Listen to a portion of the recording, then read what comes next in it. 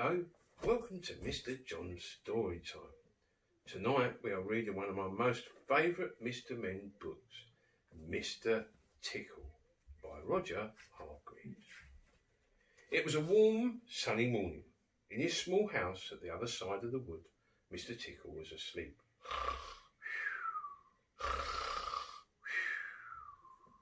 You didn't know there was such a thing as a tickle, did you? Well, there is. Tickles are small and round, and they have arms that stretch and stretch and stretch. Extraordinarily long arms. Mr. Tickle was fast asleep. He was having a dream. It must have been a very funny dream, because it made him laugh out loud. And that woke him up. He sat up in bed, stretched his extraordinary long arms, and yawned an enormous yawn. Mr. Tickle felt hungry, so do you know what he did? He reached out one of his extraordinary long arms, opened the bedroom door, reached down the stairs, opened the kitchen door, reached into the kitchen cupboard, opened the biscuit tin, took out a biscuit, brought it back upstairs, in through the bedroom door and back to Mr. Tickle in bed. As you can see, it is very useful indeed, having arms as long as Mr. Tickle's. Mr. Tickle munched his biscuit. Num, num, num, num, num, num, num. He looked out the window.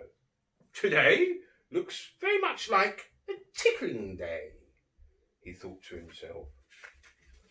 So later that morning, after Mr. Tickle had made his bed and cooked his breakfast, he set off through the wood. As he walked along, he kept his eyes very wide open, looking for somebody to tickle. Looking for anybody to tickle. Eventually, Mr. Tickle came to a school. There was nobody about, so, reaching up his extraordinary long arms to a high window ledge, Mr. Tickle pulled himself up and peered in through the open window. Inside, he could see a classroom. There were children sitting at their desks and a teacher writing on the blackboard. Mr. Tickle waited a minute and then reached in through the window. Mr. Tickle's extraordinary long arm went right up to the teacher, paused, and then tickled. The teacher jumped in the air and turned round very quickly to see who was there. But was there anybody there?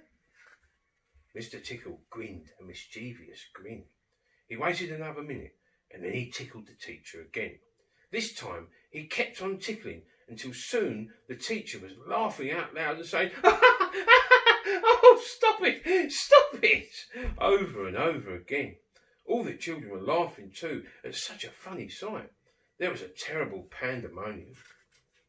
Eventually, Mr. Tickle thought that he had had enough fun, so he gave the teacher one more tickle for luck, and then, very quietly, brought his arms back through the open window. Chuckling to himself, he jumped down from the window, leaving the poor teacher to explain what it was all about, which of course he couldn't. Then Mr. Tickle went to town. And what a day Mr. Tickle had. He tickled the policeman on traffic duty at the crossroads in the middle of town. It caused an enormous traffic jam.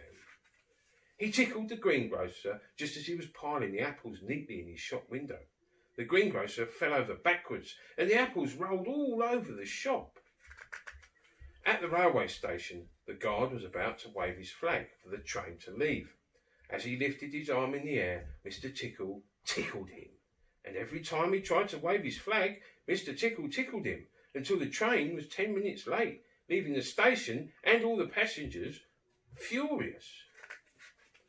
That day, Mr. Tickle tickled everybody.